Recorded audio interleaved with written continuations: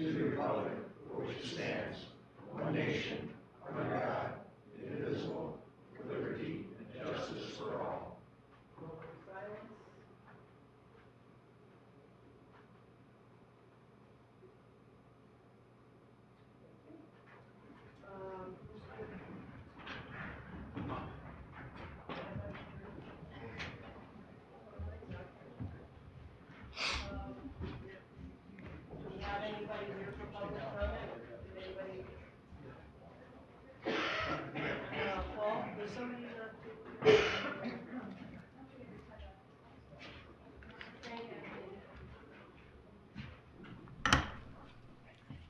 Nope.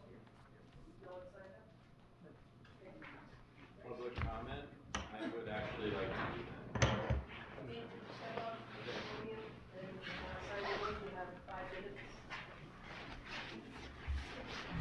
Oh, sorry, 3 minutes. Thanks, Steph. State your name and address, please. Will Pryor Bennett, 48 Prospect Place. I was hit by a car a couple days ago, right on Main Street. I think you should reduce the speed limit, and I think you should have a speed limit sign. I'm furious. I'm so disappointed. I grew up here. I know coffee shops that don't exist here anymore, and I got hit by a car outside of the Robertson Jewelers. I am upset. Thank you. Okay, thank you, Mr. Bennett. Thank you, Bennett. Anyone else? All right, so we'll start with our February 24th item, which will be information technology. Dave? That's page 99. Good evening, Town Council members. Good evening, Board of Finance members. To start, just wanted to take a couple of minutes and give you a brief update of what we've been up to for the last year or so.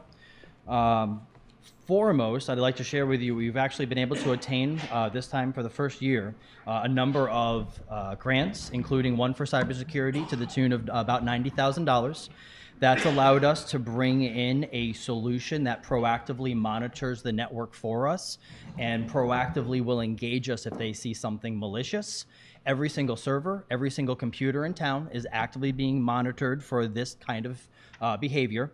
I believe since it was rolled out in May, they told us that they've already digested, I think it was like 11 billion data points, which is just an astounding number. And essentially that means everything from this little bit of traffic coming in to this website being accessed, this file being downloaded.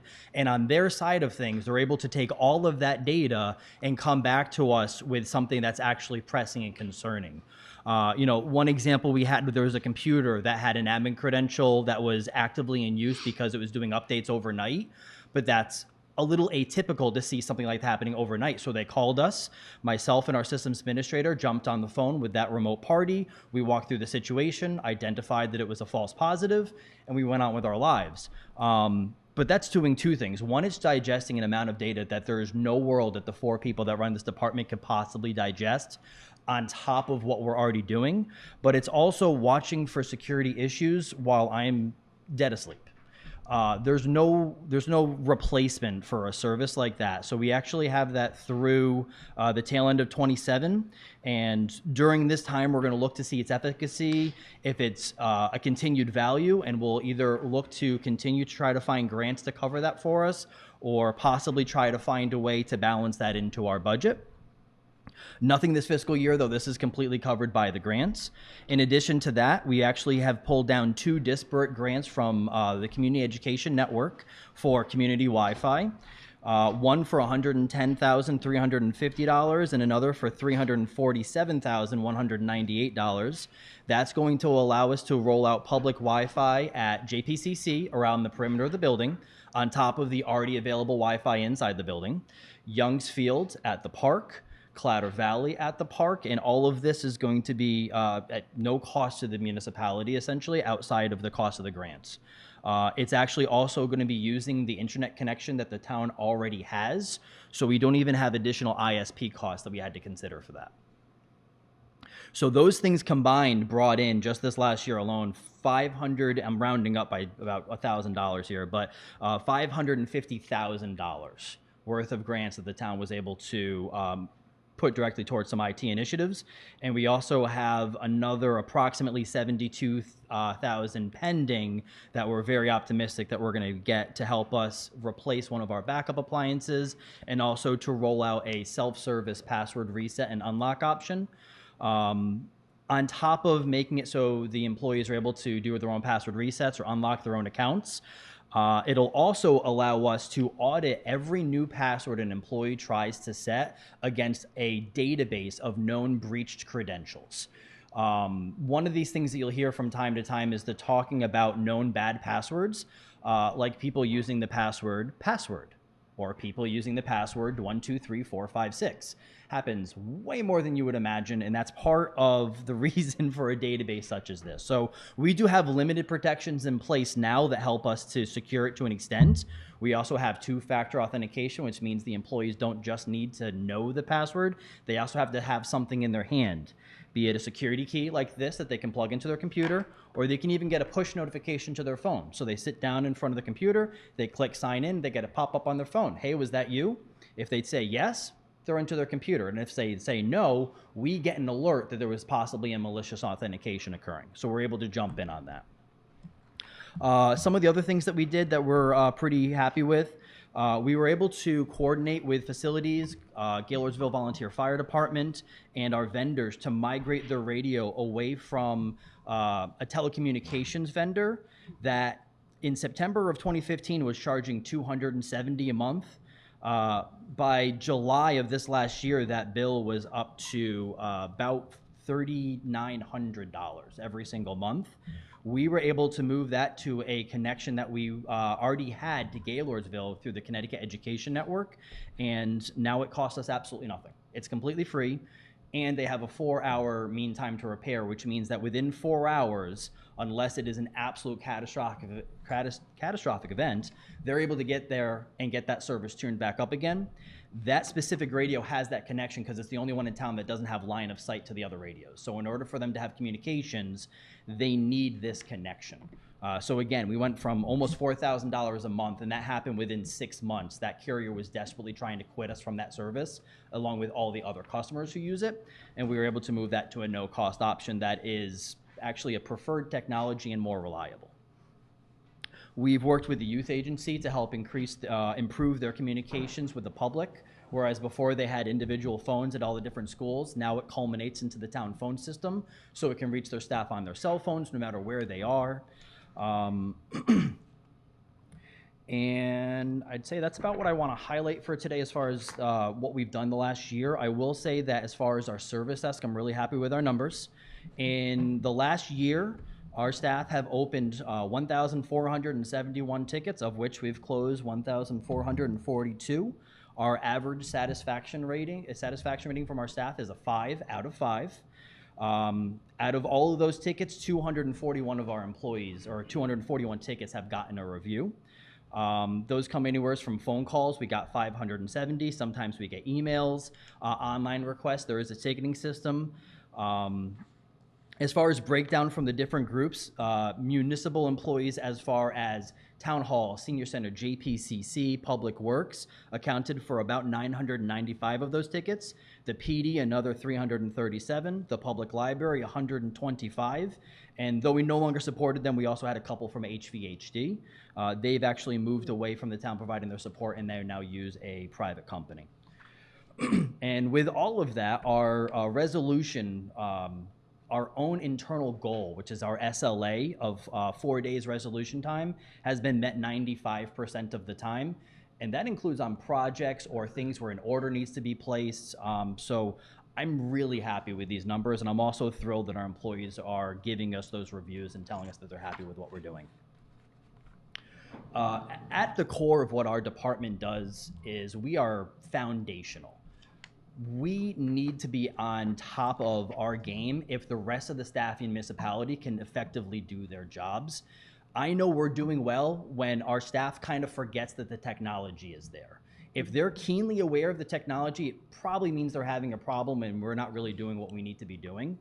Our staff over the last, I'd say 5 or 6 years have really seen a massive change in their experience. You know, when I first started, the town was just rolling out what was called Viewpoint Cloud, the online permitting solution. I bet if you talk to the building department, they would tell you that their world of handling permits has changed significantly. We've also improved the way the staff are able to work remotely. Most of the employees, where it makes sense for that role, they're able to work remotely. They're able to make and receive phone calls as if they're sitting at their desk from their mobile device or their desktop computer. So there's really far and few between situations where staff, even though they're not able to be on site, aren't able to effectively do their jobs. Dave, not to Yes, sir. to interrupt you, but when we put these protocols in place, we were one of the very few towns, municipalities in the state of Connecticut. We were open in COVID. Yep. We were doing business in COVID, both in person and remotely. So Absolutely. we had the ability to help continue to move both our residents, our town, our business community forward because we had the technology. And- So, and a lot of that, Dave, was, your foresight and looking at that. And then also, a big thing that you and I have talked about since you first became our IT director was hardening our network. Yes, sir. So if you could touch a little bit to those that are here, because we talk about it each and every year, Yeah. and those that are watching, really the importance of, as you just said, you're kind of the oil. When you look at it, the municipality is kind of the machine. You're the oil that makes sure that we have the foundational technology to continue our work. Yep. But that comes with risk. It does. And so yes. what have we done? And I know we can't get into too much for security, Of course. but in an overall 30,000 square foot view, what have we done to harden our network and prepare ourselves as we continue to offer more and more services to our town? So just some foundational context for that. When I first started, the mayor and I had a discussion. We decided to have a penetration test done. And when we did that, there were 78 findings, of which 12 of them were critical. Critical meaning if someone were to do this thing that we see that they can do, you're done for.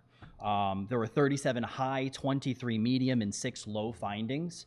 When we first came in, we were seeing the offsite backups were actually just in a different building, and they were sitting underneath a sprinkler head. The servers of the PD could have been accessed from town clerk computers that are there for the public. The list really, really goes on, and the reports that we got were voluminous. The last assessment we did, we had nothing critical. We did have 8 high. 2 of those did come out of the public library, which we're still bringing into the fold and still modernizing the way that they do business. And all of those, if they weren't remediated within the first 24 hours, they were remediated shortly thereafter. On top of those annual assessments we do, we also work with the Connecticut Military Department to have annual assessments done. We get a free service from Cisca that's constantly checking us from an outside perspective. So think of it like your home. They're checking the windows to make sure they're locked, the doors to make sure that they can't be opened up. I mentioned before we're using that security suite that allows us to be monitoring everything that's happening in the network. We also have our staff doing what we refer to as the Know Before training. It's a security assessment every year, 21 questions, and it tells me where their strengths and weaknesses are on topics such as passwords, social media, the human firewall, which is them keeping us safe from outside attackers. Every 2 weeks, every single employee gets a different fake email that is a simulated phishing test, and many of these are actually based off of actual phishing emails that have been sent and received. Anything from, hey, here's that PayPal invoice for that thing you didn't buy, make sure you settle up, or something maybe coming from the mayor saying, hey, I need you to do me this favor and go out and get me some gift cards. And to our staff's credit, they are doing astoundingly well, actually better than the industry average. And we're seeing a lot of instances where people are actually trying to use phishing emails against the municipality. One of my favorites, maybe not the best choice of words, but one of the ones I like to lean into is payroll gets them from individuals pretending to be town employees, saying, hey, can you update my account number real quick before the next payroll? It's a malicious actor trying to go after a town employee's salary. And if they were able to act in time and do that, that money just disappears to the ether. The town is out the money, and the employee doesn't get paid for the time and effort that they put in. And there was a time there where we were seeing 2 or 3 a week. So it's not like they were in short supply, and we're seeing that across the board. Our employees all have the ability to report them to us, and they do at a really great rate. And it allows us not just to see what they're seeing, but also to act on it. So we've seen other municipalities get breached. Those emails are then weaponized against other municipalities, because if you see an email from someone you trust, you're that much more inclined to act on it. There was a municipality where the fire marshal's email address was compromised, and that email hit, I believe, about a dozen employees in town. And because one person reported it, we were able to go into the email system, see who else got it, and proactively ring them and say, hey, you have an email. It's a legitimate message, but it's from a malicious actor. Don't do anything with it. And that actually happens on a not infrequent basis, unfortunately. So all of those things and more, we're constantly looking at ourselves, be it from an outside perspective, these penetration tests and these outside entities that we work with, and also from the inside, always trying to find opportunities to help secure ourselves as best as possible. If anyone ever stands up at this podium from my position and tells you that you're 100% secure and nothing is ever going to happen, walk them out the door. But what I can tell you is that we are doing everything we can by way of federal funding and otherwise to do our part to keep us as secure as we can. I think what else is great, Dave, is the continued training that we do for the personnel, because they're the ones that told you about this malicious link. Yep. And it was because of their training, continued training, that they saw there was an oddity to the email, thus saving the municipality from possibly having a malicious actor in our network. It always feels a little overdone when I say that they're our best and last defense, but the reality is exactly that. From the people that work in finance, our police officers, every single individual in this organization that has access to an email sees these malicious contacts, and we absolutely see the efficacy of the training. The majority of the people who fail the phishing training are brand new employees. And almost exclusively, we see 1, sometimes 2, and then we don't see their name again. And the difficulty does ramp up, and we still see a really good return on that. So I'm fairly confident in our training platform doing its job, and I'm very confident in our employees taking that seriously, taking it to heart, and doing what they need to do to protect us from those malicious actors. Katie? Dave, I know you have trainings, just in relation to the company I work with, United Way. We do every individual. They're different ones. Usually it's about every quarter or so, and they dwell on a different topic. But you do this on your own, and it's, for instance, you get marked on it. So if you fail, you have to go back, and they don't. It's not like you fail altogether. You stay there.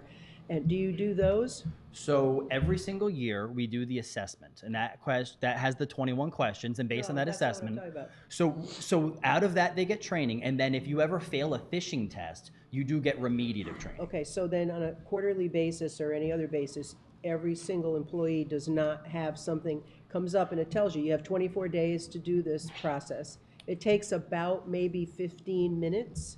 And you go through the screens, you hear somebody telling you, Susie and Bob are sitting here, and Susie doesn't realize that, he's taken down information from her email, he doesn't work for the company, that kind of thing. Yeah. Then you get a couple of test questions. Do you do that? We don't, but it's certainly something we can look at. Yeah, only because it's such a quick thing. Yeah. And when you're doing that, I know what you're saying about the people catching on, and I think it's wonderful what you've done. But those are just you, so I can't say, oh, Rolando, what did you do on question number 3? Because he probably doesn't have it that day. They never so the assessment, everyone gets different questions, which prevents exactly that. And then the same thing with the phishing emails too. And then again, just to clarify, once you know what that is, their weaknesses, then they're assigned training for the weakness. Yes, and it's targeted training. So previously, we used to just do 1 hour of training, and it was just on everything. Now, if you get up, and you have to get a perfect score in the category to not have to take the training. There's 3 questions, and if you get 2 out of 3, it's not good enough. But if the only one that you faltered on was passwords, I'm not going to hit you on the other things. I'm going to let, because you show me you're more than capable on this. I'm just going to focus. And what I found is the employees, because it's only 15 minutes versus a whole hour on all of these topics, they're more inclined to soak it in and actually absorb it than they are when they're sitting through an hour-long training on things that Exactly. their perception is they already know it. Well, I'm glad to hear Not you to do speak that. for them. And I also want to thank you for all the money that you brought in for the things that you're doing. And thank you, I Victoria. have one last question. The intern, Yeah. is this intern being a trained person to stay, or just an intern from a college? So the fourth individual in my department started as an intern, I know. Hamza, and then Yeah. previous to that, Shane, who is also in our department, also started as an intern. So we are leveraging the internship to try to land long-term candidates, and so far, I mean, Good. 2 out of 2 ain't bad. We Good. did have one or other individual who left us for Apple. What are you Can't gonna argue do? with them on that one. This, the stock alone. But You're with doing a that great being job. said, it is for us, it's a good proving ground. Yeah. And myself and my staff, so far, we've done a really great job of imparting our, not just institutional knowledge, but just our knowledge of the landscape of IT. So that way, when they leave us, there's something that they're taking away. It's not just this one computer does this one job and you know exactly how to fix this one computer. Well, you're doing a good job. I thank you for that. Thank you. Any other questions for Dave? Thank you, Dave. Do you want me to go through the numbers, sir? Yes, Got 'em I'm up sorry, I there. thought I got Oh. here late, so please. if you could. So on the matter of personnel, you can see here we are up by 59,644 over last year. This includes the non-union increases, the second full-time IT support specialist that we just discussed. He was brought on full-time as an action out of town council last year, so this is the first year it's being reflected in the budget. And then finally, we also increased the amount of money for that internship to make sure that we could pay minimum wage for the period of time we want them in, which is approximately 5 months. For professional services, you'll see here we've actually dropped by 2,000. This is based on what we've been leveraging the account for. With that said, this is the professional services. That's what we use for our risk assessment, but this is also our, if you will, ripcord line. So as I mentioned, we have 4 individuals in the department, and as much as I'd love to say this is the case, we're never just going to know everything. And at some point in time, if something significant occurred and I needed to reach out to a third party for deeper support, this is the line that I would be pulling those funds from. And then contractual, that's where you're going to see the lion's share of the budget for the IT department. The increase there, 96, a large part of that is actually because of the licensing for the phone system in the data center.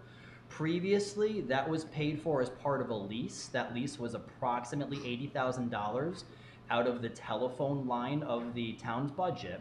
So while you're seeing my budget increase by that 96, again, about 75% of that is more of a move between lines within the budget now that that lease has been satisfied. And then everything from there on is really just the cost of business is going up, and that's nothing I'd have to tell you. And finally, our materials and supplies, we had increased it with the anticipation of adding desk, chair, computer, et cetera for the new employee. That's been satisfied, so you'll see we also reduced that line by $4,000. And just lastly, Dave, you did speak of the addition of the support staff in your office. Yes. And as I said, when we looked at the mayor's budget, you'll notice that part of that salary was a reduction from the mayor's line added to the IT line.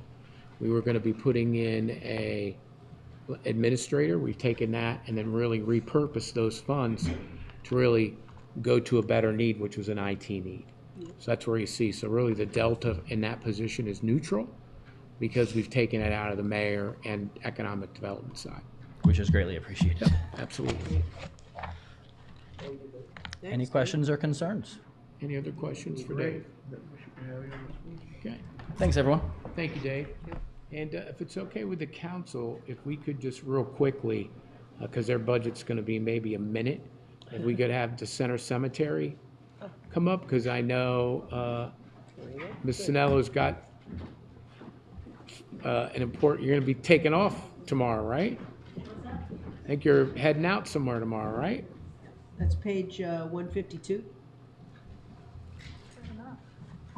Good evening. My name is Matt Marciniak. I'm the superintendent at Center Cemetery. 2025 was my first full year being the superintendent. I've been at the cemetery since 2017. This year we had a accident, a person leaving the cemetery onto the main entrance. They got struck by another vehicle. They ran into the cast iron fence, which I believe is from the 1800s. We were able to repair the fence, and then we had to deal with the issue as far as safety and traffic increasing on that main section. So with help from a lot of people in the town, we were able to put a new exit road that goes on to Elm Street Extension. That's a lot safer for everybody to leave. It also prevents us and families having to call the police to come down to let people out of the main entrance after a funeral. So it's working very well. People are very happy with that. We've placed new signage. We've painted the existing fence. We've planted new trees, flowers. I've been doing a lot of restoration on the old section, which is dating back to the early 1700s.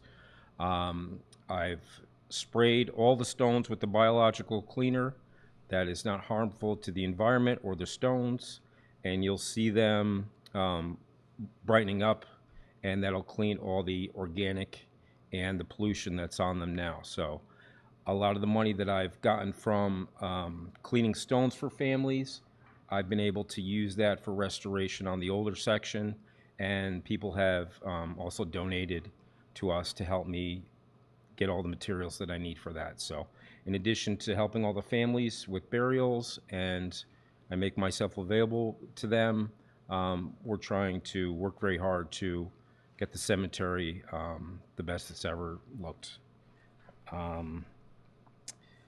So we're asking for $44,708, which is a slight increase, and that's really all I need to say. It's an increase of $2,600. And great investment. You've done a beautiful job there. Thank you. Very, very Appreciate it. nice. Appreciate that. Katie? Matt, you have done a lot of great work on the old stones, because I know that you gotta take your time with those, and they just come out great. Yeah, Really. thank you. Yeah, we have a few of us have relatives there, so. Yeah. Thanks very much, so now we can see who they were and what their name was. Yeah. Appreciate it. All right. Thank you. It's a privilege. Thank you very much. Yep. Quick question. I don't see any personnel item. Are you a town employee or? No, we have 3 people that are paid. I'm not a town employee, so we're a separate organization, and we're a nonprofit. So. Thank you. Thank you. Okay, next is the sewer. Come on up, guys. Thank you. Right here. WPCA. Oh, I'm sorry, I forgot they were gonna be, Yeah. okay. And so you may see here the sewer is a quasi entity.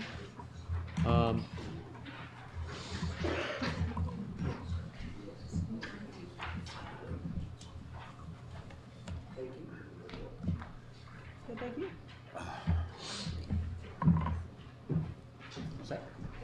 Yeah. And I asked the sewer to come, even though they're not under full auspice of the town. We do bond. The bonder is under the town of New Milford for the plant and the expansion. But just for those that are new, both on the Board of Finance and the Town Council, without the sewer, we would have no downtown. We would have no Route 7. That's right. We'd have no commercial. We have no people. Years ago, the town decided through an approval of our residents, taxpayers, to do a sewer expansion or an actual upgrade of the sewer plant due to the fact that we had nitrogen issues within the plant. And I think it's very important that not only the council and the Board of Finance know a little bit more about the sewer, but those in the public that are here. This is a very, very important piece to our town and the livelihood of the town, the viability of the town. And also, we all are impacted by it too, because if you are owning a home and you need your septic tank taken and have the septic pulled out of that septic tank, they're coming to the sewer plant to actually put it in the sewer, let's just say. Dispose it. Thank you, Katie. All right, John? Sounds good, Mr. Mayor. Thank you. Good evening, everybody. I'm John Whitman, the chairman of the Board of Commissioners for the Water Pollution Control Authority, better known as sometimes as the Sewer Commission. And it's a privilege to be here, and thank you, Mr. Mayor, for inviting us years ago to make this presentation. There's a lot going on. And it is my privilege. And I represent Mr. Frank Bedetti, our vice chair, Oli Karp, Gary Hita, Corey Johnson, who's our newest member, and John Larson, an alternate. Go ahead.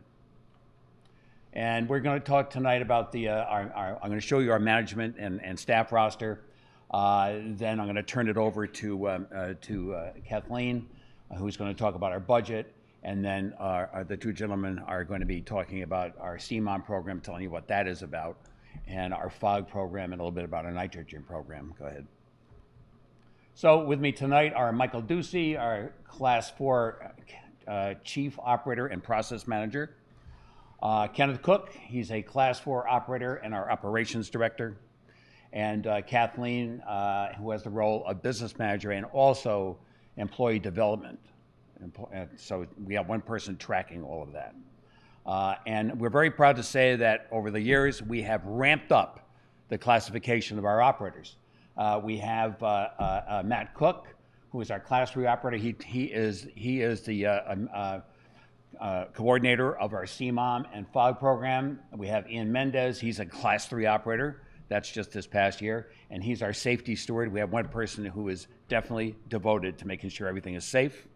And we have Walter Singer, who made his Class 2. And the three newest gentlemen on there are all studying for their Class 2. And we like to say we're very proud that among water pollution control authorities, we are pushing to get everybody as high classified as they can be. And Ken would tell you, as often as I would, that we train everybody to the best they possibly be.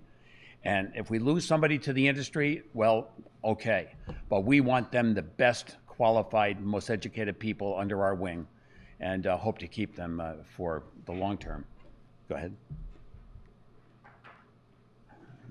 Oh, all right. In your packet, it's not on here.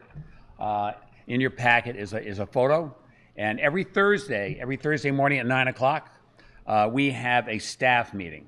And this is just the crew that's going on, and there's a lot of work that goes on that bulletin board, or that waterless board, that we talk about process, we talk about problems, we talk about what's happening during the week. It's basically an every Thursday tailboard meeting on top of any tailboard meetings we have during projects. So every single Thursday, every person in that plant who operates the equipment, operates the collection system, knows what every other person is doing and what's important. And then there's always a safety minute that Ian Mendez, our safety steward, talks about to make sure everyone is on board, whether it be ladder safety, harnesses need to go back for reestablishing their safety. We need maybe some new cones, whatever. Has everybody got their eye protection? Make sure you're using your PPE. And that's what Ian's job is as safety steward. And he always makes sure that he brings something up. And our flotation devices, right.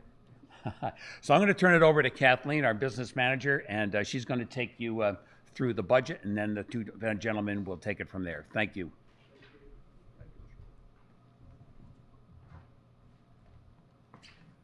Good evening, everyone.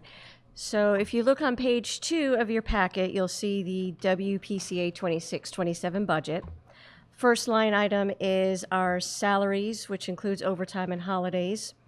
It has an increase of 1.63%. Then our next item is our employee expenses and benefits, which is an increase of 12.16%. Part of that is due to, of course, the medical insurance increases year over year. And also, as John alluded to before, our operators are going through training. One of the things that's coming up this year, or I should say for next year, is the flagger training. They all need to be recertified, so they all be going to classes. And also, to keep their license, they need to obtain maintenance credits. So they do go for special classes. CTWIA has seminars that they provide for them. And also, when they want to advance to the next certification level, there is training that they have to do and more CEUs that they have to obtain in order to move on, and also train for classes to go to the next level of classification.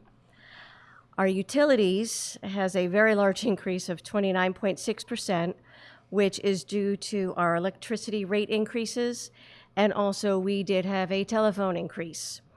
We are trying to alleviate the telephone increase by our communications with our pump stations.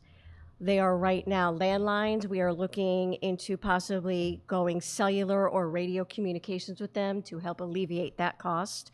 Ken can talk to that later on in his presentation. The next line item is our laboratory, which is only an increase of 0.09%. Maintenance is actually a negative 0.3% decrease, part of which is that our operators are cross-training and working on the repairs instead of sending out for things to be repaired. Some of the things they've done is they've installed the channel monster instead of going out and contracting to have someone else do it, so that was a huge savings. Mike and Walter have installed a polymer system, which again was a pretty big savings. They've also installed the pumps, they've done repairs on pumps, bringing a lot of the repairs and the maintenance in-house instead of sending it out.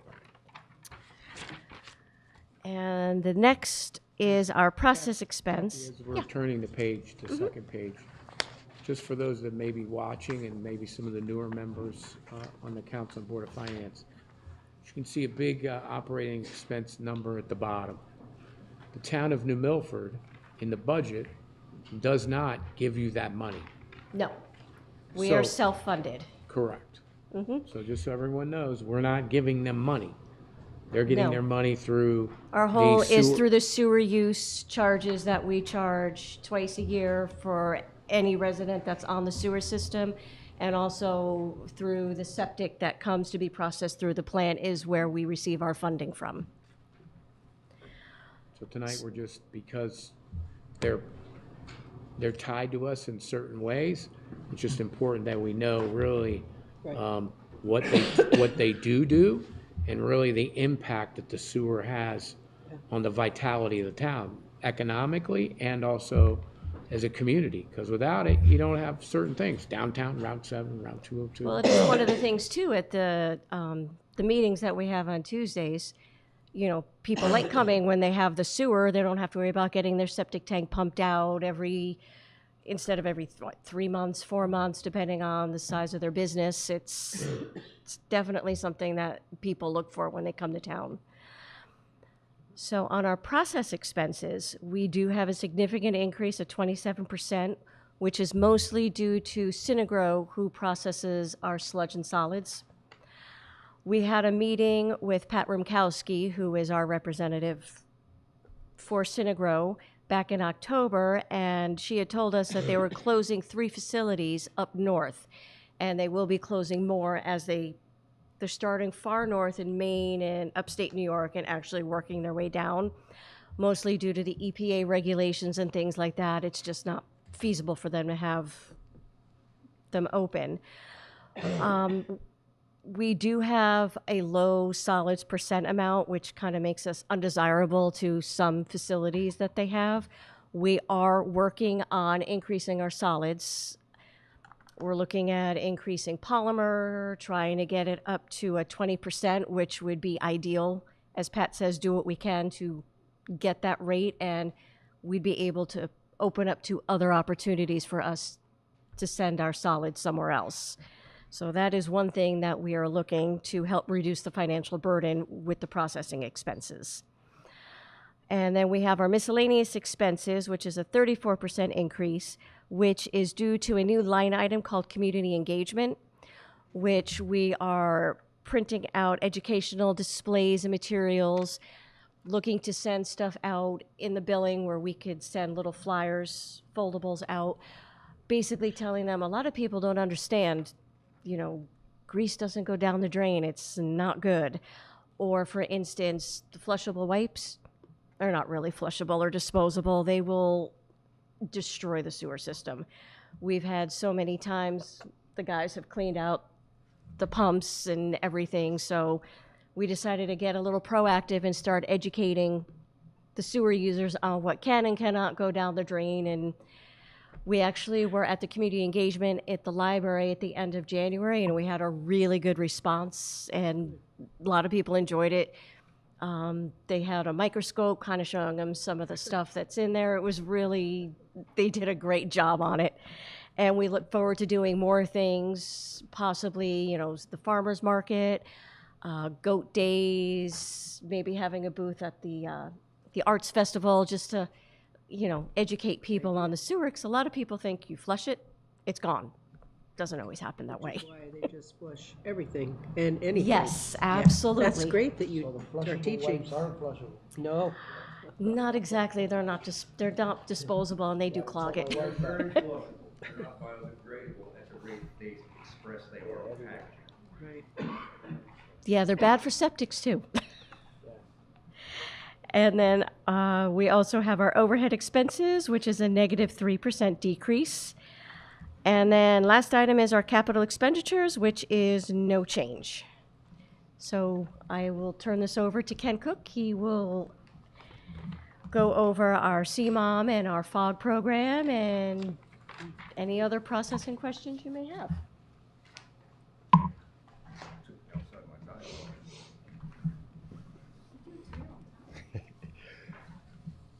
Good evening, Town Council, Board of Finance, Mr. Mayor. My name is Ken Cook, Operations Director for the WPCA.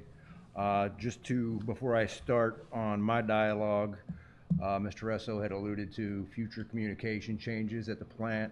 We had done a communication study approximately 2 years ago with Wright Pierce and found out that we could utilize radio and cellular services to get away from a hard line. We had some other priorities step in front of that, so it got pushed off. We will take a look at that and see when we can get that back on our capital projects. Now, if you will, we're on page 4. Basically, that's a list of abbreviations and terms utilized in waterworks, whether it's fresh water being distributed to the house or wastewater.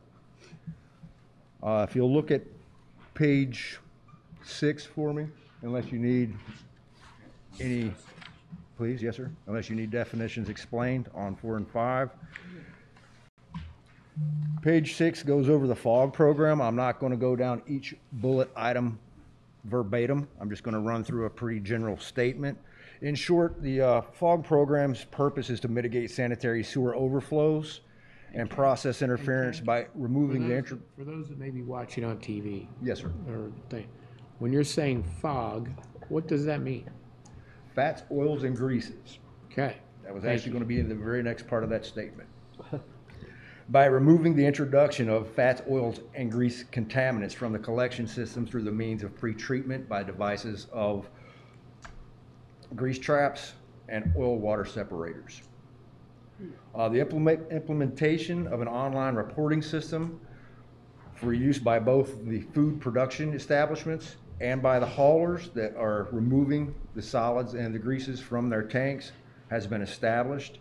It allows us to streamline communications of compliance, violations, reinspection requirements, resolution processes, and alerting the WPCA of any haulers and compliance issues that may come up. So it automatically notifies us, it'll notify the hauler, it'll notify the food establishment, and let them know that they're in compliance or what they need to do to maintain compliance, or even when their next inspection should be. The major achievements for this area is that we have contacted 100% of our food production establishments in town. We've got everybody that we've contacted established on the portal. Currently, we have collaboration with the Housatonic Valley Health District for quarterly reporting and assistance with non-compliance food production establishments, so we can collaborate together to make sure that they come into compliance. Our future educational goals for the FOG program is signage for the fog handling near sinks in the restaurants and any floor drains, trying to get them to bring in spill kits for reduction of any entry of fog going down the drains into the collection system. All the signage that we're looking for them to implement is downloadable off the portal that we've already established with the haulers and the food production establishments. So that's free for them. All they've got to do is download it and put it in their restaurant. It'll help them, it'll help us, it helps the town. Our community engagement, we developed a program to interact with the community with educational interactive displays, informational posters, and handouts. Our first event was held at the library a few Sundays ago. It went over very well. We made a few friends there and established a few more connections to set up more events. It was a good time. CMOM, another one for people that might want to understand it. Capacity, management, operation, and maintenance. I'm going to give you a little bit different description of what it is compared to what you have in your handout. CMOM is a proactive strategy used by city sewer utilities and management wastewater systems to ensure pipes can handle the flow that it's receiving, prevent sewage blockage, which we call an SSO, through regular cleanings and repairs to keep the systems running efficiently rather than have to be reactive to situations that are occurring. So get in front of it so we don't have those sanitary overflows before they happen. Our achievements in this area, we've been able to identify several problematic areas that we've seen bite us in the past, where it's disrupted holidays, where we've had overflows on the streets. We've gone to these hot spots. We put them in our GIS system. We go to them quarterly to verify that they're clean, no buildup is occurring, and if they need to be cleaned, we clean them at that point in time. Since we've done this, we've yet to have any further issues. We've also developed a manhole inspection, grading the system with collaboration with the DPW engineers. We created a database to store all this information. At this point, we've inspected 300 manholes up to date. We've cleaned and cameraed 1 mile of our collection system with 3 more miles to go for this season. That should commence again in early spring. The continuous update of the GIS system with review of tie cards for improved accuracy on the lateral markouts will reduce potential damage to the mains and the laterals in the collection system. We established an SOP, this is a new SOP, in correlation with that to assist the DPW, Aquarian, and Iroquois Gas. There was a point in time where we went out, we marked our mains only. We were required to only mark the mains. That became very problematic for us when Iroquois needed to run a gas line, or Aquarians coming through and running water lines, or even if we're working in town doing storm drains. The laterals weren't being marked. We were damaging services to our clients. We can't have that. So we put in a SOP where we will make a more proactive effort to go out and mark these in front of all these projects to ensure that we're mitigating these issues. Again, those that may be watching and those that are new on the Council Board of Finance, SOP is? Standard operating procedure. Thank you. Capital projects that were completed, we purchased and installed 3 pumps at Steel River Pump Station. That labor was done in-house. We purchased and installed a channel monster. For those that don't know, it's just a big inline grinder. Just chews up all the debris coming through the system that would basically clog up a pump. We removed that and installed that in-house. We replaced a failed generator at Haldane Pump Station. You might refer that to as Allison Lane. That's pretty much what I have at this time. I'd like to let you see page 8. Those are basically some frequently asked questions about how we train, how we communicate at the plant and our training systems. And at this time, I'd like to introduce Mike Ducey, and he's going to walk you through our nitrogen program. Thank you very much for your time. Thank you. Good evening, Mayor Bass and Town Council members. I'll summarize the nitrogen program for you. I could go on for hours about it. The nitrogen program was created in 2002 due to hypoxia, which is low oxygen levels in Long Island Sound, which usually affected bottom dwellers like lobsters, mollusks, mollusks and things of that nature. So they came up with this, and we have limits on the amount of nitrogen that we can discharge into the Housatonic River, which ultimately ends up in Long Island Sound. It's been working very well. The limit at New Milford is 28 pounds annually. We usually come in at 26 pounds and sometimes a little over at 31 pounds. So basically, to equate that into, they have the nitrogen credit program. So if your plant doesn't do well, then you have to buy credits from other plants. And if your plant does do well, then you can sell the credits to the other plants. And at New Milford, we do pretty good. We do this without having to add any supplemental additives, a carbon source like ethanol. A lot of the larger plants have to spend a lot of money on ethanol, which is hazardous and quite expensive. And we do it basically with the carbon that comes in off of the street in our sewage. And the tanks, when CDM redid our plant with the upgrade, the tanks work excellent. It utilizes organisms called heterotrophs, and basically they're amazing bacteria.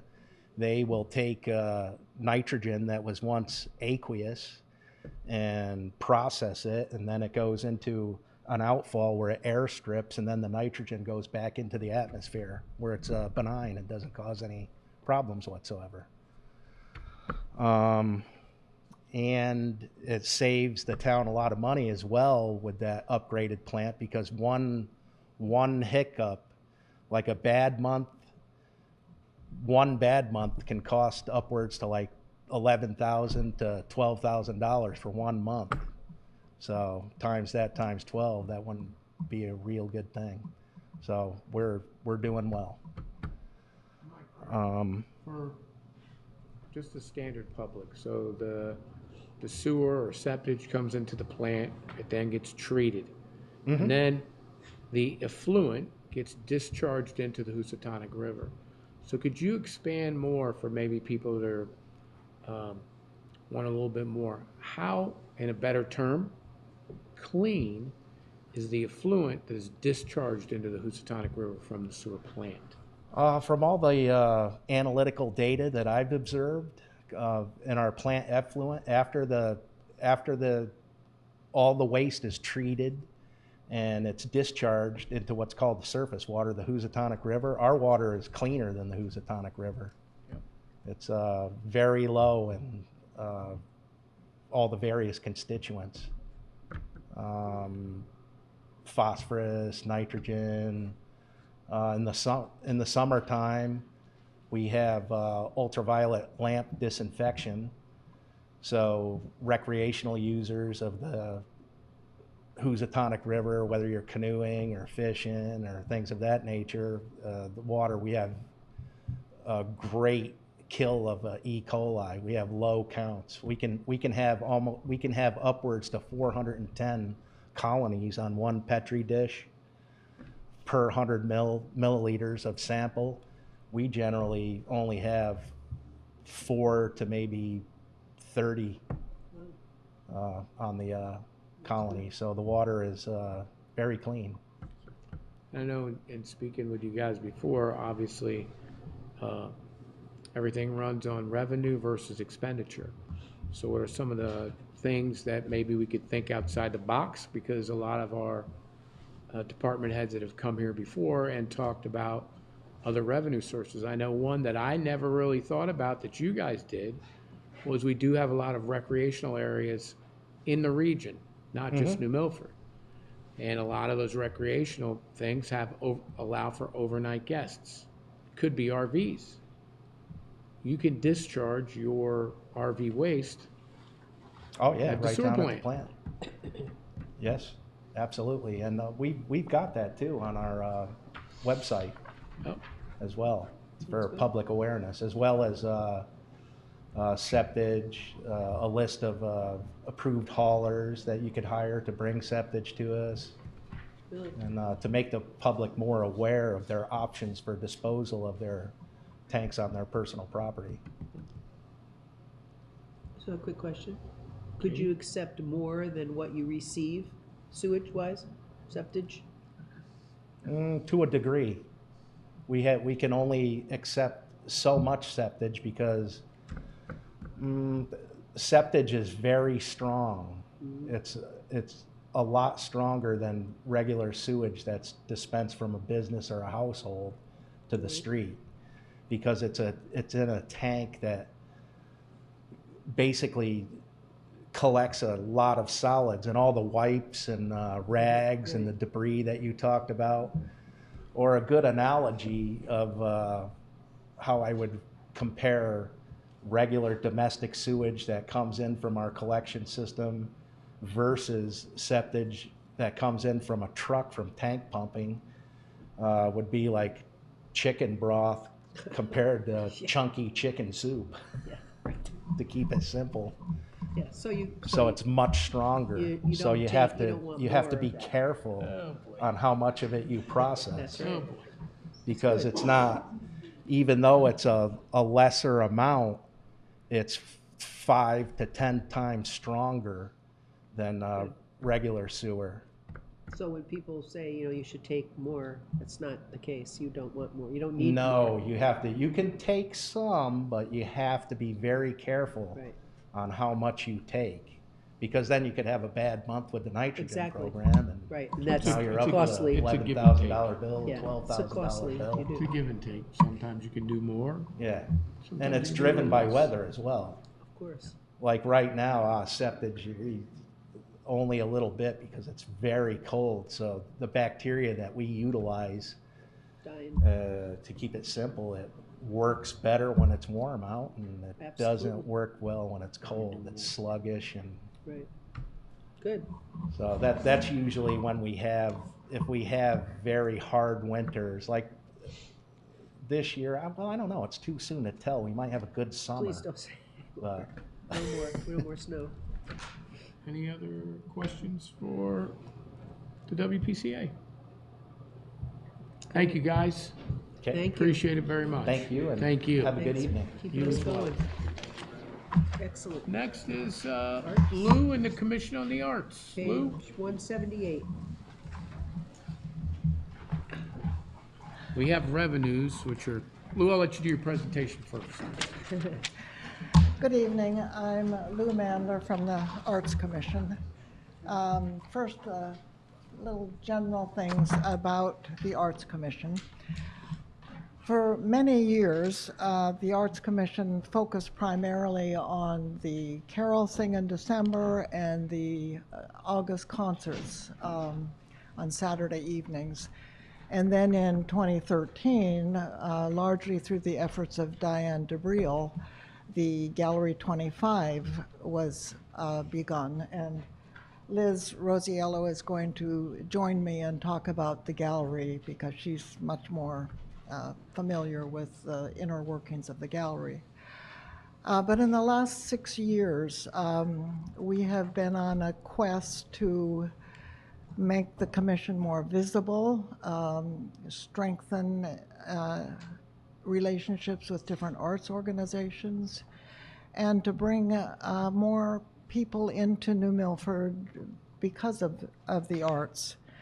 And so to that end, we have expanded our social media coverage. We've revised the New Milford Arts Festival. We've joined with the library and the Poet Laureate, Deborah Rose, to revive the New Milford Arts Festival, the Poetry Festival, sorry. And we have lots of other ideas, but to put those into practice, you need time and money and sometimes permission. But tonight is about money, so I'm going to start by telling you a little bit about how the money that we spend brings even more money into New Milford. two of the festivals that we also contribute money to are the Apple Festival and the River Fest. And we figure that those three festivals alone bring 7,000 people into New Milford. And of course, you know, any event, arts event, any public art, they bring people to New Milford, and when they do that, they also shop and they dine and they bring money in different ways into the city. And this also applies not only to people right here or to organizations right here, but to, for instance, Merwinsville and Marial. Last fall, I was part of a reading at Marial, and I know that several of the participants there were from Danbury and other places, and they combined the reading with a dinner in New Milford. It might be of interest to you the fact that you all know that New Milford has now been designated as a cultural district by the state. And as part of that, we recently had to submit some data to the state, and it was about, you know, how the arts and business sort of work together. And so as a result, you know, we did some polling of different arts organizations, and we did a little bit of estimating. But we came up with the fact that of the different arts events held that's in the district, they bring in 30,000 people. And of course, if I went beyond this and went to, you know, just things outside of the Arts Commission, like the classes at VCA, the classes at the dance studios, you know, we did that, and we came up with like 150,000 people that arts in general bring into New Milford. We'll have better financial data on this next year. We'll have more of a system for collecting data from, like, say, the restaurants and the shops and that sort of thing. But, you know, certainly anybody who comes, for instance, to a class at VCA or a class at the art studio, if any cup of coffee, an ice cream cone, a dinner, it all brings money into New Milford. That's for sure. And I might mention, too, that we do more than events. You know, most of our budget goes towards events and towards really sponsoring or helping other arts organizations put on their events. But we also have contributed to the quilt trail. We've restored paintings at Hardin House. We contributed to the production of the movie Candlewood, if you saw Candlewood. So, you know, we've done lots of different things in different areas of art, and all of them, I think, they put New Milford on the map, and they bring money to New Milford. And that's quite a side of what art does just for, you know, enriching the lives of people. So going to our budget figures, if you look just at last year and what our budget was last year, it looks like our request is quite a jump. But I want to go back in time a little bit. In actuality, the budget that we had this year was equal to the budget that we had in 2023. So we're operating this year on a budget of a few years ago. So the request that we had last year, this year's request is really only 4,000 and what? 4,000, some more than our request from last year. And then when you go to the revenue side of things, the fee for the art boost for the art festival, we predict that that will bring, it is going to bring $3,750 in on the revenue side this year. So, you know, we think we're good for the town in more ways than one, financially and, should I say, spiritually.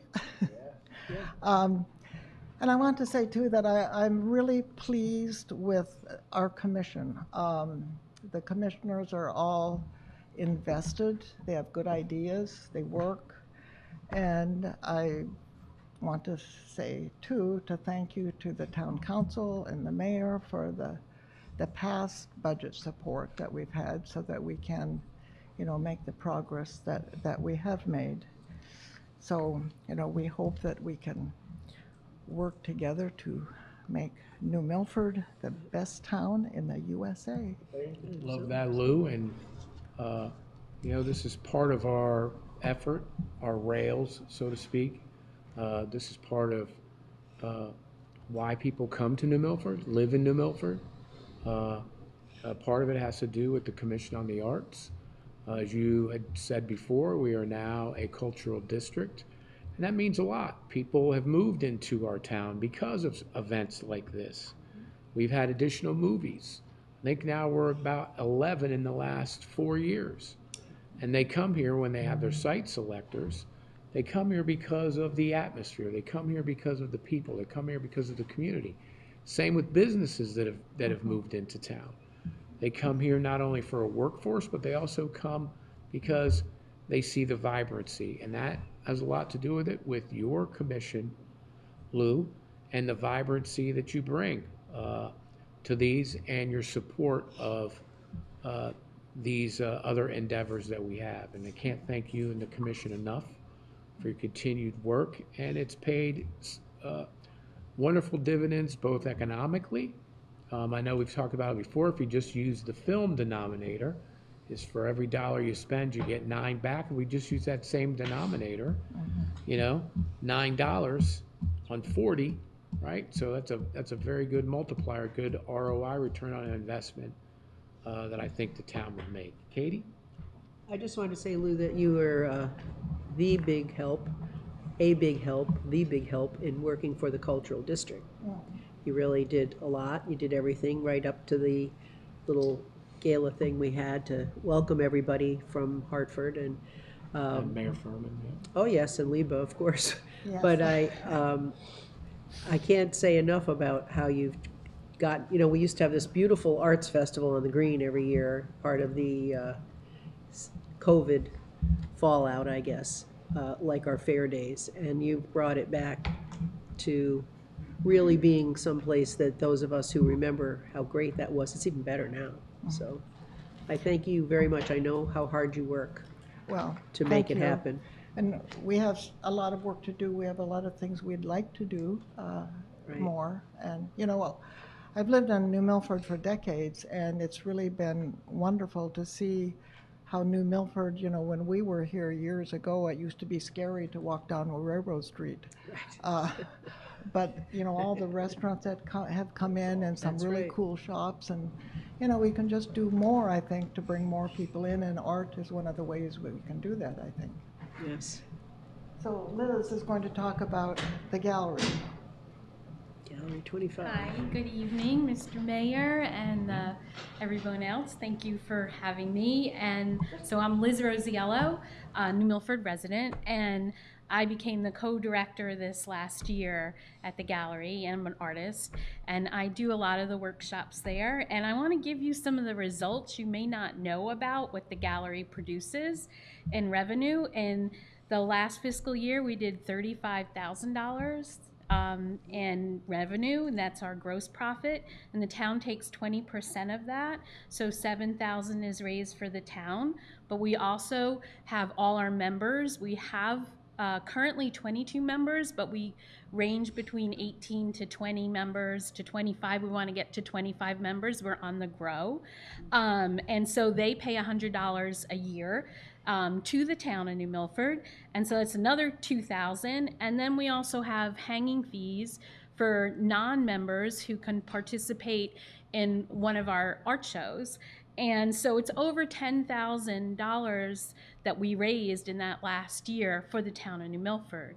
And I'm here to ask for a little budget raise because we are a weird little entity. We're in the railroad station, as many of you may have stopped by. We have new walls, white walls, and we're trying to make improvements as much as we can. But I started a lot of the workshops. We hold 2 or 3 workshops a month. And we had 18 workshops last year, over 225 students.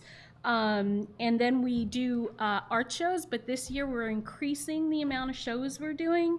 We're going from 6 shows to 13, which means there are 4 non-member shows.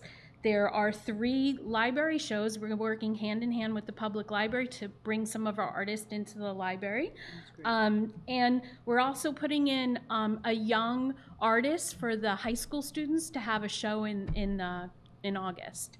And I think one thing I can add and explain to you why there's been such an increase, and you're probably going to hear this, is Gilmore Girls. Yeah. I am the artist who taught over 80 students that first Gilmore Girls with paint and sip, painted the bandstand. Yeah. And I work at the gallery most of the time, every other week, and I also am on Bank Street at N Company. I'm one of the artists in there too. So I see the tourists, they're not just here during Gilmore Girls week. They are here every single week, even in the bad weather.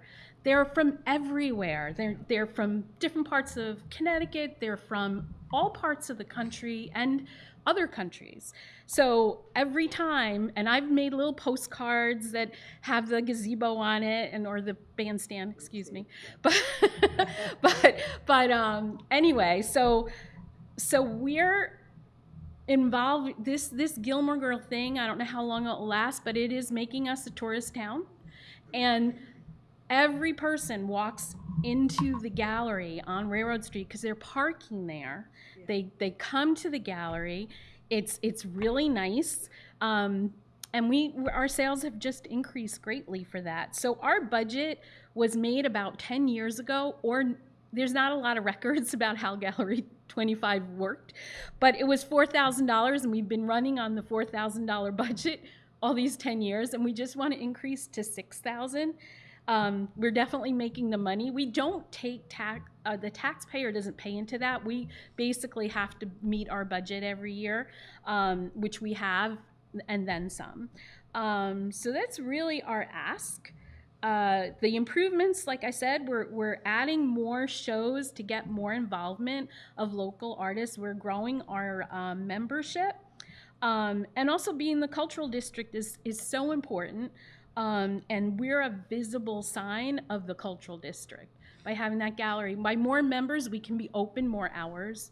By the way, we're open right now Thursday, Friday, Saturday, Sunday. We'd like to at least be Wednesday to Sunday is what I'd like to see. And yeah, so you can ask me any questions or have any questions about it. Big fan of the gallery. Great. Just as an aside, one of your receptions I did come to, and it was lovely. But I met a couple from New Jersey who came here for the opening. And not only did they come for your opening, but they went over to the Iron Rail, had dinner. So right there shows the synergy of art through economic development. That's a customer that they would have never had if we didn't have the gallery. Then you also have the artisans that are in there that sell their wares. Again, it's all part of our push to make New Milford kind of the regional hub which is why we became a cultural district. And then they were looking at other assets they may could go see, recommending. You have Theater Works if you want performing arts. You have Dance Dimensions if you're looking for, seeing some young people perform. You have the Silo. You have, one of my favorites is the Merwinsville Inn that's up in Gaylersville. There's all sorts of great assets that we have here.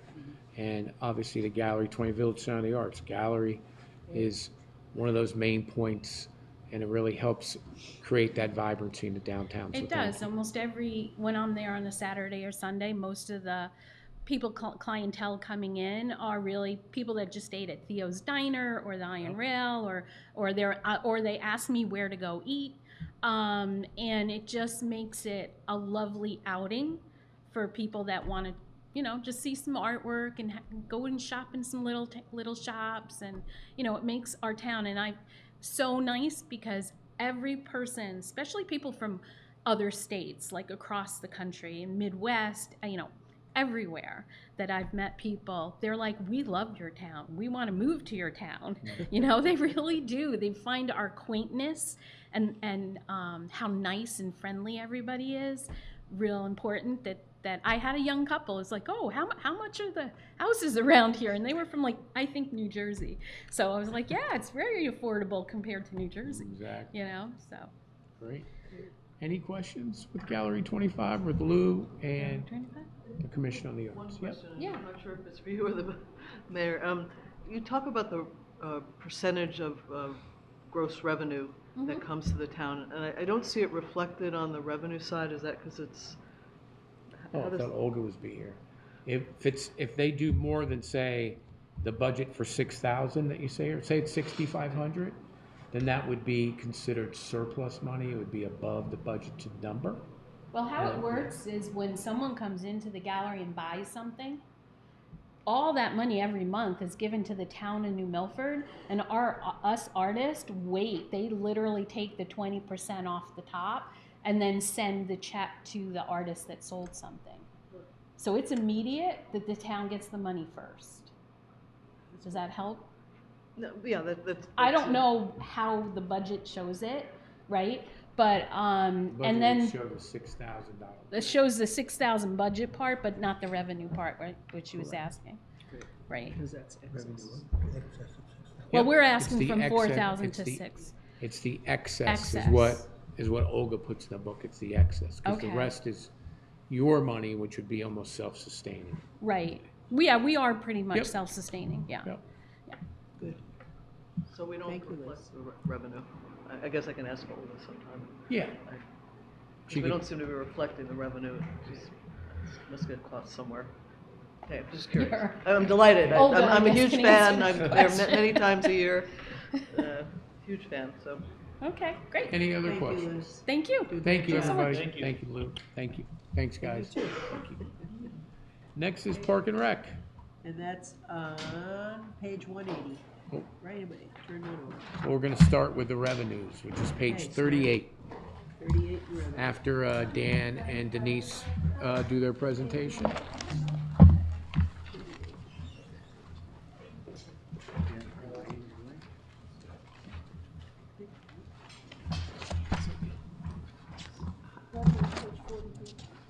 Yep. Give me your mic. How do we get back? Yep, 40. Sorry about that. 40, guys.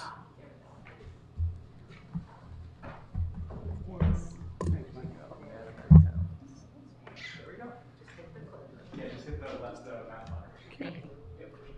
Good Dan? evening, everyone. I'm Dan Calhoun, Director of Park and Rec, and this is Denise Del Mastro. She is our Program and Special Events Director. So first slide is just to go into what we do at Park and Rec. We have 21 parks in New Milford with well over 500 acres of parkland. We also maintain 19 town facilities, as you can see by the list on the right in blue. Those are the town facilities that we either mow or remove snow or help them out in some way. So those are the different town facilities that we help maintain. We have 5.5 park maintainers that take care of all this land. We have a split maintainer that he's with us in the summer months, and then he goes to Public Works in the winter to help them out with plowing. Next is our program and events. As you can see, we offer a wide range of programs and special events, and Denise has taken on this position starting last summer. Our past program and events director left. We're happy to promote Denise, and then we promoted our secretary to the next position. So we're happy to move people up from inside. So I'm going to let Denise go through a couple of the programs that she's started and things that she's added to. Good evening, everyone. Thank you. So a lot of our programs and events have happened from year to year to year.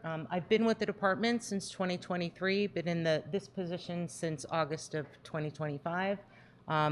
So a couple of new things that we've been able to add, we've added some AI courses. We offered 2 intro to AI courses, and we have 7 other specific topic targets coming up.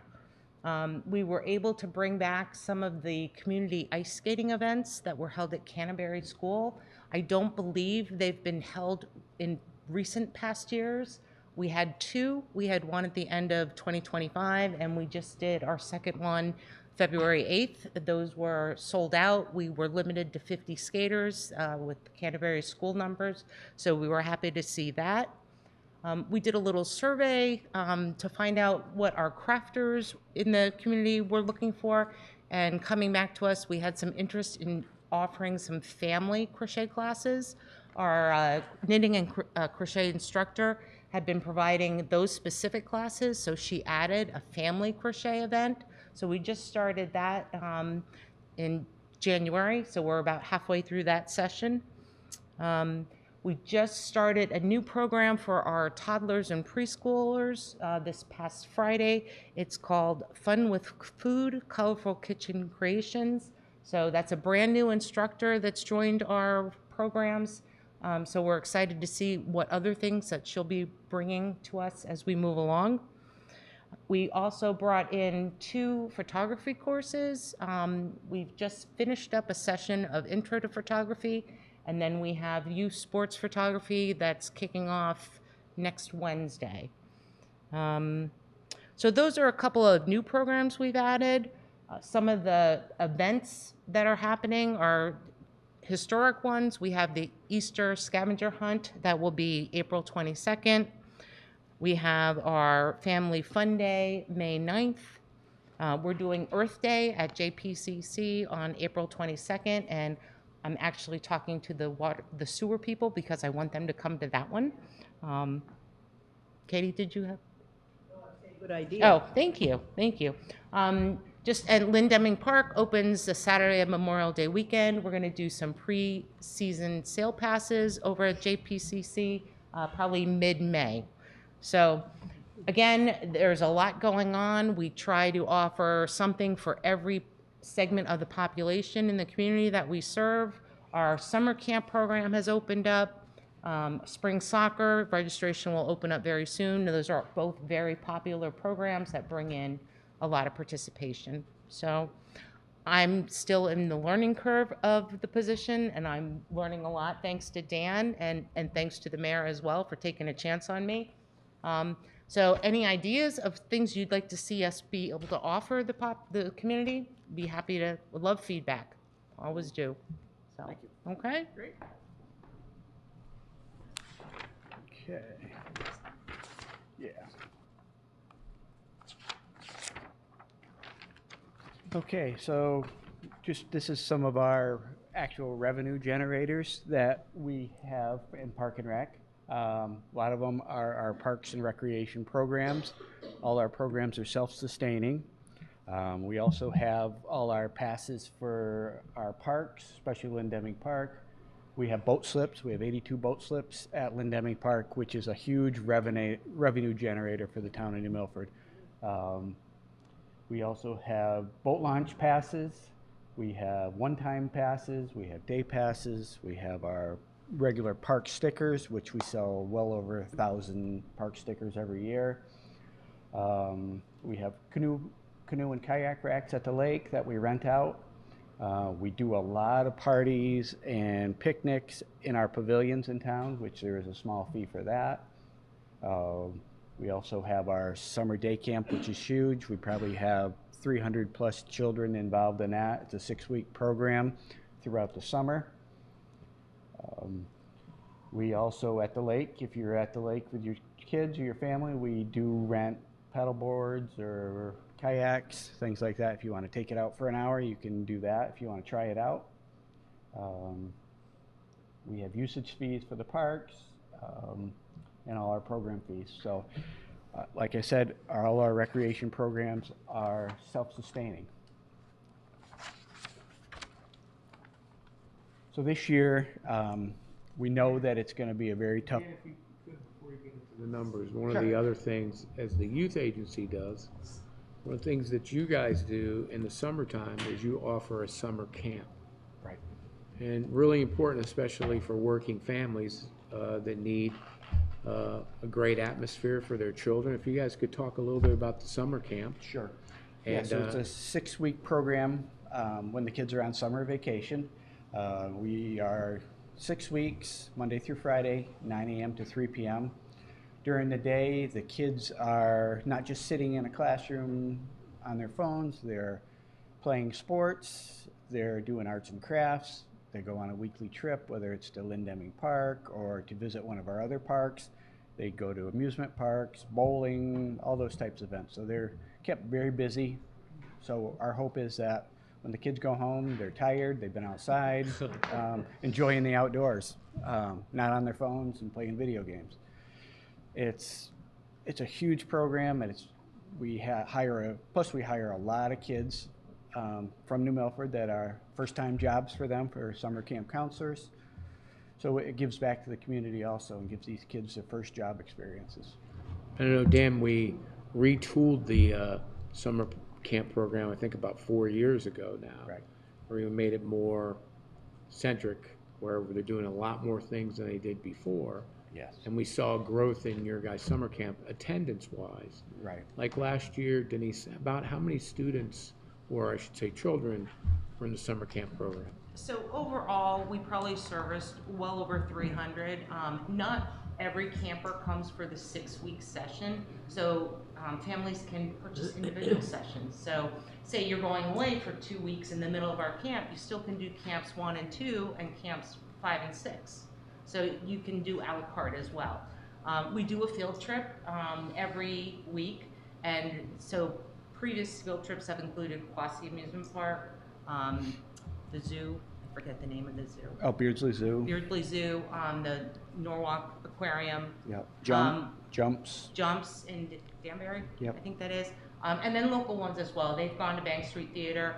I know the bowling alley, they were last year in business, they went there. So it's local field trips and some a little out of town as well. So always looking for ideas, if you have ideas Yep. of where we should take them. And we go to the lake, we go to Lindeming once a week. The kids Yep, get to all go the swimming camps. and In Clatter Valley. Clatter Valley, So- so there's a lot of trips that they do also. So it's a great program. It's been around for a long time, but we've tried to revamp it, keep it up with the times, and hire staff that, we have a good staff. We have teachers and other professionals that come and work for us in the summertime to be camp directors and behavior specialists and all those types of positions. So.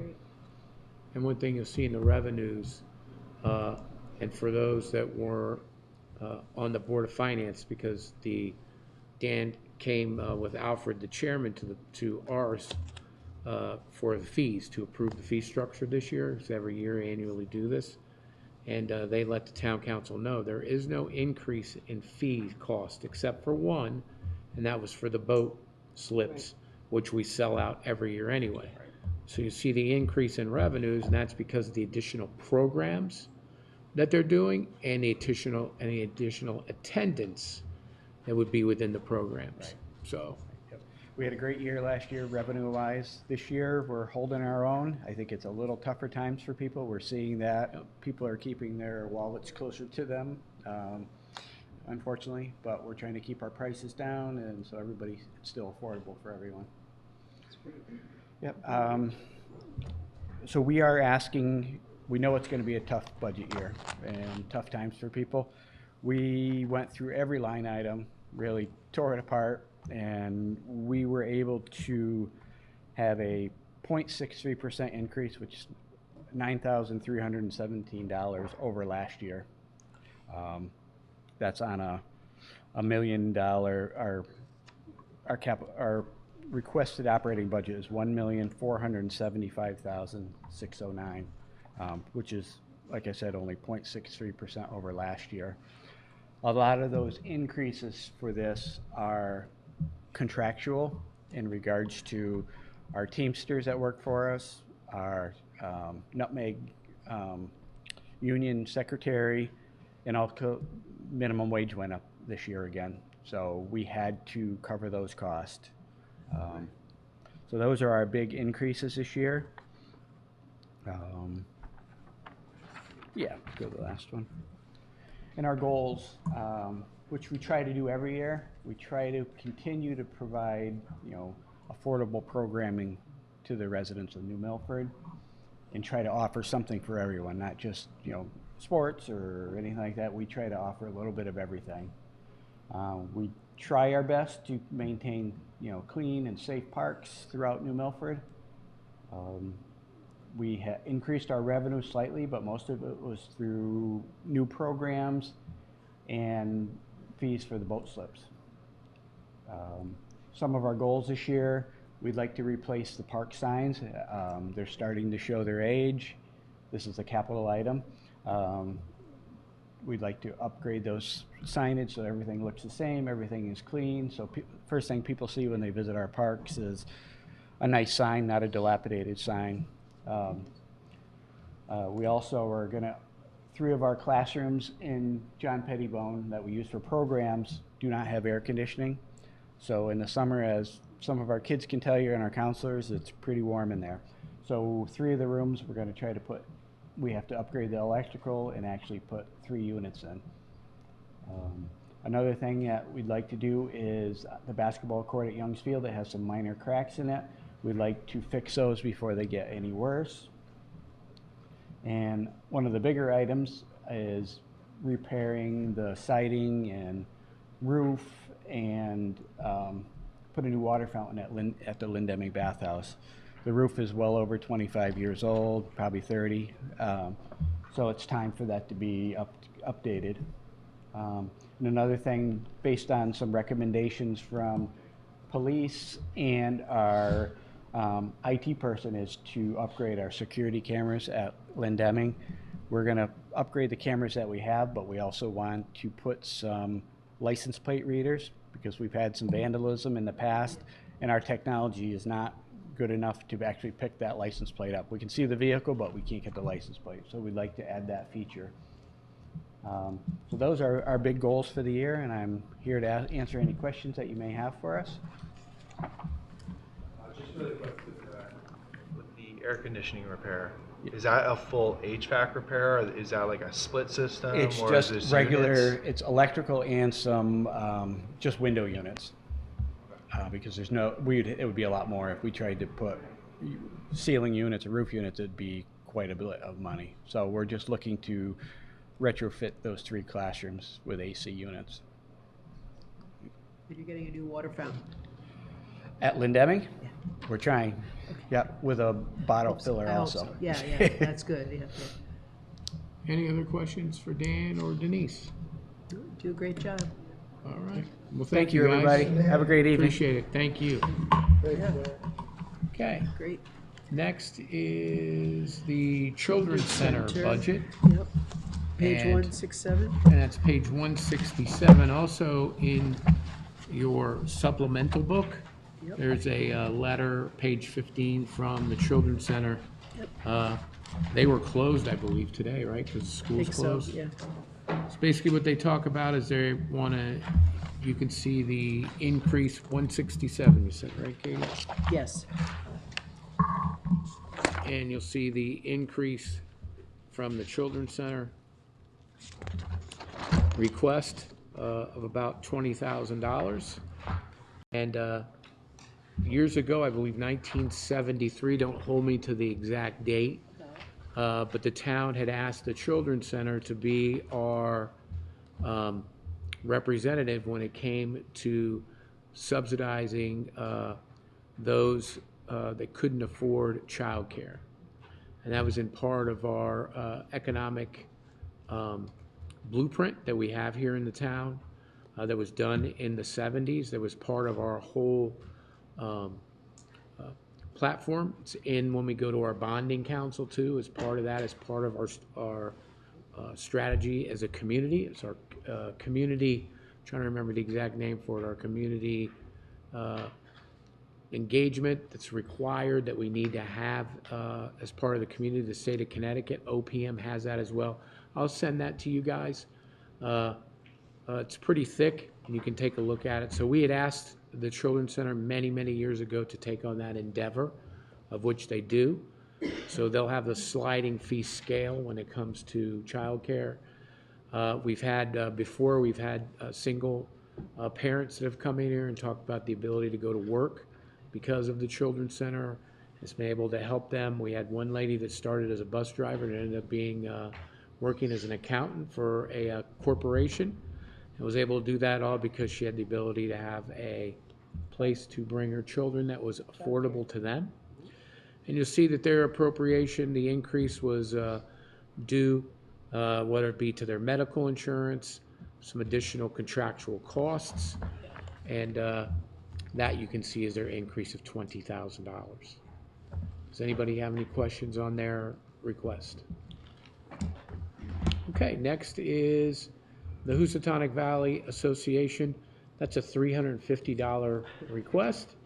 I know Mayor Gambino is one of the delegates for us, and that's really, part of that is education of the Housatonic River, especially from the Boardman Bridge north, which Senator Murphy had that declared a natural resource. And they do everything from education.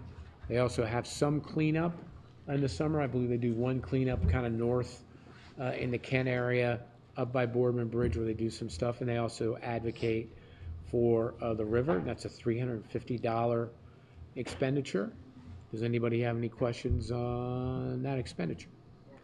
Okay, next we're going to go to the nonprofit requests. Service officer? Or I'm sorry, service officer. 169. 169. This is for our veterans.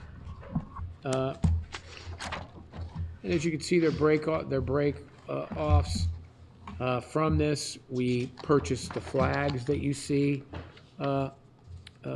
both on the grave sites. And you can see we help the American Legion and we help the VFW. And there's also personnel where you can see there too, where we help with service officers, and those are people that come down if you're a veteran and you need to know more about your VA benefits, if you need to know more about where you can get certain kind of subsidies from the federal government or grants. The service officers are the ones that help provide that.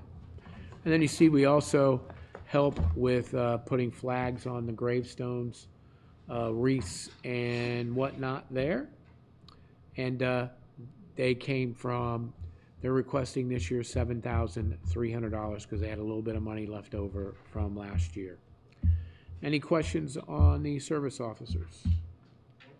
Okay. And again, big thank you to our veterans. I know, Mr. Murphy, you are one as well. So big thank you to all those that have served. I do have one question. Yep. So the decorating graves, and you said wreaths. So maybe I should ask Paul that. Where do those wreaths come from, and where do they go? Because wreaths across America. Up on Bass Road, might be some. On the smaller cemeteries. Yes. That's good. Yeah. Okay. I know they get them. I just didn't know for sure where they put them. Yep. It's nice. Very nice. Why did we take it down Ezra Woods and It's always been that way. Well, they've always broken it down that way. Are we still going to do that? Yeah. Yeah, they don't have. It's not there now. Something we could probably drop the air for Woods, unless there's some breakout. Yeah, I can ask Jim, and then ask from the VFW too. Sure. Yeah, since there's no Ezra. Okay. Put out a lot of flags. Yes, that's right. Sure have. Hundreds of flags. Next is the nonprofits, and that's page 174. And yeah. you talk about it? Katie, would you like to talk about that a little bit? the I'd love to. nonprofits? Yeah, so it's been, I think, how many years did we start it? Was it, how many? 3 or 4. Just after COVID, or just? No, mid-COVID? we, was. Before COVID. Yeah, it was before COVID. I yeah. think 2019 was the first. And basically, we started with $20,000 in the budget to have nonprofit supply, and some of the criteria is that they cannot duplicate something that the town is already doing. They need to do an application, in essence. So the last few years, we've had $25,000, and we get quite a lot of, the applications have gone up, of course. But I'll just tell you that between 2020 and 2025, we had a total of 89 applicants. And out of that, we did 55% of those were funded, not fully funded, almost every year, not all, but many of the people would ask for $50,000, so obviously we can't do that. So we adjust. But these are local nonprofits who, there's some sports groups, young kids sports groups and things like that. But so it's a bipartisan, small committee, because we don't, one of the things about this is you need to have people who are not totally ingrained in a nonprofit, and certainly not one that applies. So that's, but it's a bipartisan. We talk about it. These are people who kind of know the people that are involved and what they can do. And for anybody that's ever been in a nonprofit, it could use some money. You might ask for $50,000, but if you got $5,000, yes, that's right. You could do something with that too. So that's what we do. And I think it's great that we put that in the budget, Mayor. It was, just a little bit can help a lot. Did you say 89 or 8 to 9? I'm sorry? Did you say 89 or 8 to 9 applicants? 89. Yep. The highest number we got was in 2023. We had 25 people apply. And you know that there are institutions or whatever that apply that really, they're not from here. They don't send really an application, they just mail it in. And that's sort of like the dartboard thing, and I'm sure some towns can afford it, but we keep it local, right? Absolutely. So, have any questions? Great. Okay. Next is economic development. We'll start with page 194, and that's for the Economic Development Office. As you can see, it's a reduction from year over year of about $43,000. Comparative, starting off with personnel, we have our Economic Development Administrator. Again, as we talked about before, the Community Administrator was going to be half in the Mayor's office, half in Economic Development, but we shifted and we added that personnel into the IT department because that was much needed, more so than the information administrator, so we made that change. Then moving over to marketing and contractual, there is a reduction of $20,000. That's my recommendation. One of the things that we have to be cognizant about is this year, the state legislator had passed a new housing bill.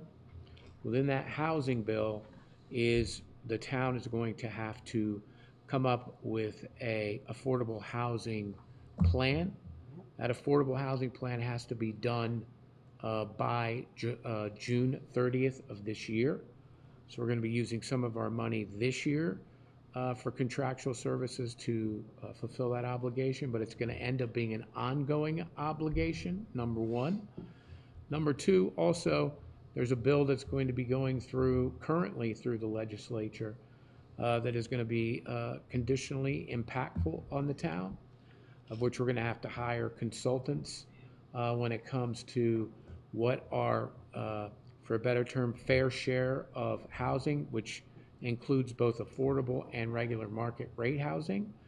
The Council of Governments is going to give the town a number, and within that number, we're going to have to not only have the affordable housing plan, but also have a plan and a strategy of how we are going to get to the number that is going to be given to us as far as housing stock. Also, we're going to have consultants help us through zoning and through the town and economic development. I'll be updating our council members as well as the public as to certain abilities. 16 unit complexes or less are going to require no parking. So you don't have to have any parking in that. 4 units or less can be put anywhere. Can be put in single family zones, can be anywhere. If you are on a bus line, which New Milford has the Heart Bus, or if you had a train line and we don't have a commuter train, you are now going to be able to do what's called transit-oriented housing, which is higher, denser, allowing for really the regulations to come through and pass through Hartford and totally bypass our zoning. Another requirement as well is you may be allowed to use your own instead of connecting to sewer. You may be able to create your own what they call a pocket plant, which is normally that's for commercial use, but under these new regulations, you may be able to use that within the new housing regulations. Also, housing regulations will allow for housing in the commercial corridors. So for instance, some of the areas where you may see, I'll take for instance, Litchfield's Crossings. Not saying they'll ever do it, but housing will be allowed in those complexes. So there's going to be lots of changes.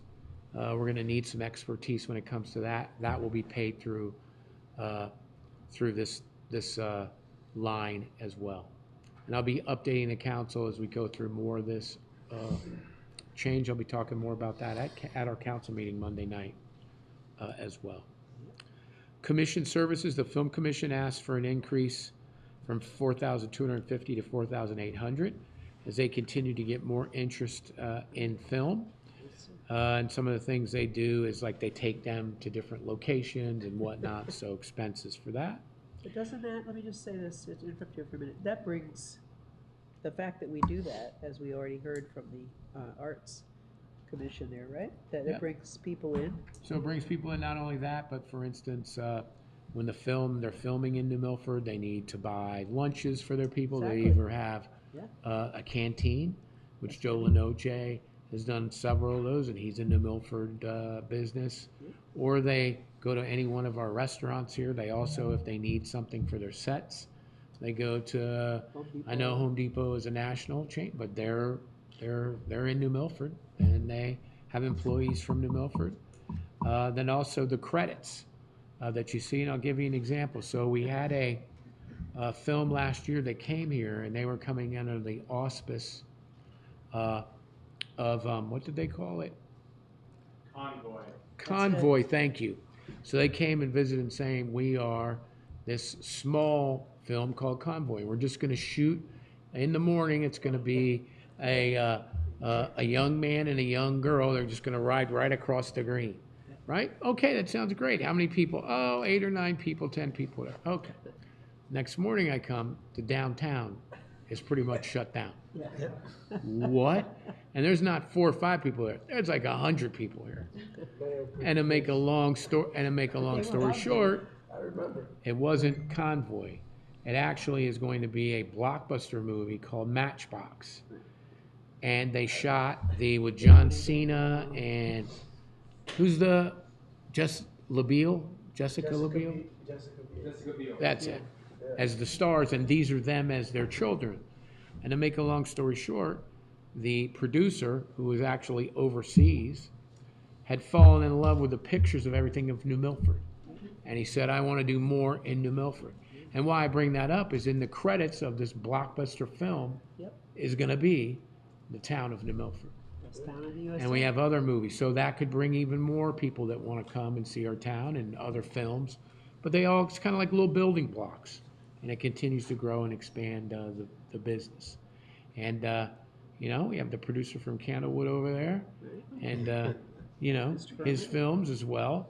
And we got more coming on the way. So Other professional services are the same, materials and supplies are the same, memberships and workshops are the same, and then our appropriation that we give to the Economic Development Corporation is the same. So that was pretty clever, telling you it was gonna just be a few people under an assumed That kind was of name. very clever. I have a feeling they've done that many times. I think so. before. Oh, that's a good way to get in. All right, any questions on the economic development? Yeah, Mayor, I have a question. Sure. So when the state asks for the town to start, having a plan for the development, do you have any specific sites already, or you have to put a team together? It's not so much site-specific, it is the regulations and how we plan on allowing, or what's our game plan when it comes to the affordable component of housing. So basically, when let's say a site is qualified, even though there's probably gonna be people upset that these affordable houses are gonna be going up, you can't really fight it.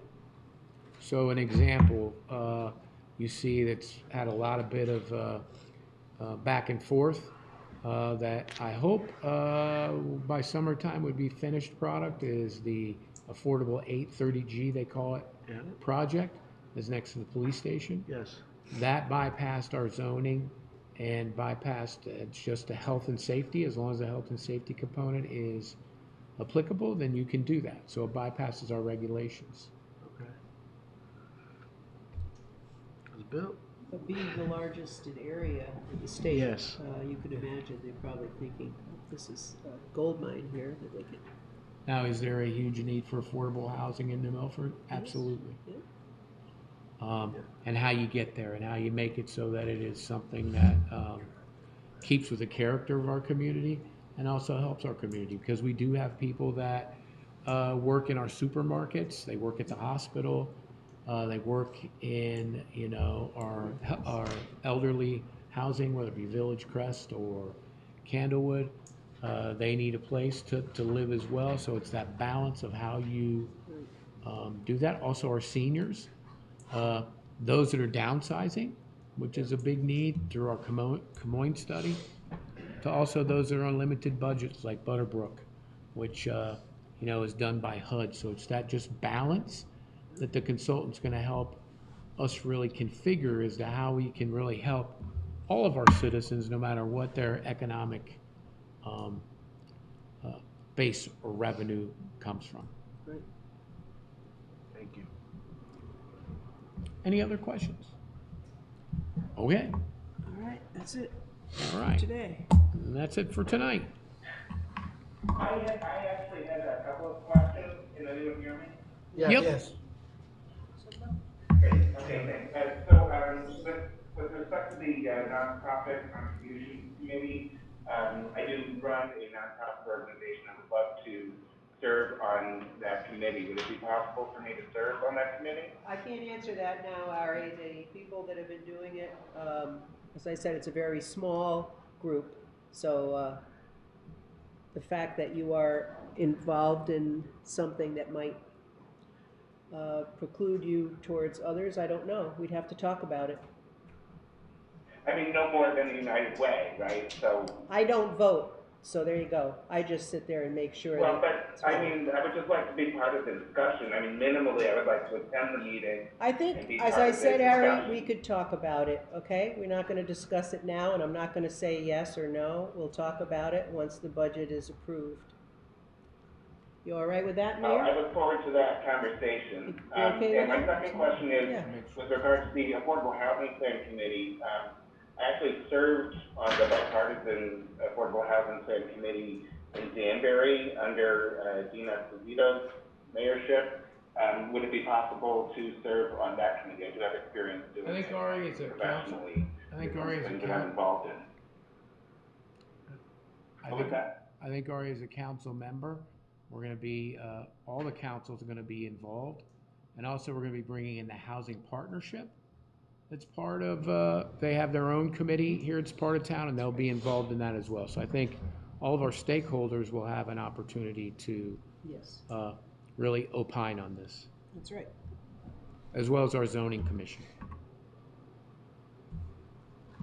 I mean, having a little trouble hearing you. I think that the microphone's not working well, fortunately.